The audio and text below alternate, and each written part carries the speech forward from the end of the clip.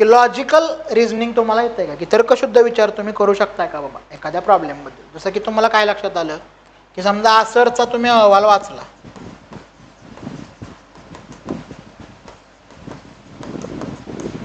आणि तुम्हाला असं लक्षात आलं की नांदेड जिल्ह्यातल्या जिल्हा परिषदेतील 6वीच्या मुलांना दुसरीचं पुस्तक मराठीचं वाचता येत नाही, किंवा 5वीच्या मुलांना दुसरीचं गणित जमत नाही, बरोबर आहे. हा आसरचा अहवाल वाचला तुम्ही. ह्याचा लॉजिकल विचार काय, ह्याच्या मागे काय करता येईल तुम्हाला, बरोबर आहे. लॉजिकल विचार काय आहे, सगळ्यात पहिलं तुम्ही काय केलं पाहिजे ॲज अ ब्युरोक्रॅट म्हणून, की हे फक्त नांदेड स्पेसिफिक आहे का पूर्ण महाराष्ट्रातच असं होतंय.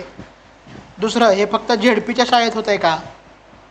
तिसरं, मग ह्याची कारणं काय आहेत, शिक्षकांकडे बिगर शिक्षणाची कामं आहेत का, दिल्लीसारखं कुत्रे मोजायला लावलेत का त्या शिक्षकांना, भटके कुत्रे किती आहेत बाबा सांगा, आता सेन्सस करायचं आहे मग जनगणना पण करा, ही कामं त्यांच्याकडे आहेत का.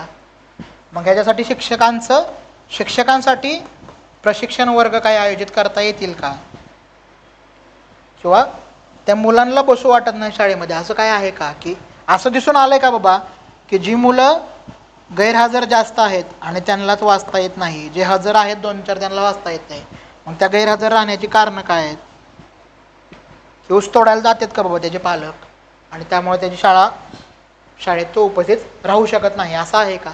म्हणजे हे तर्कशुद्ध विचार जो ज्या पद्धतीने तुम्हाला करता आला पाहिजे ॲज अ ब्युरोक्रॅट म्हणून.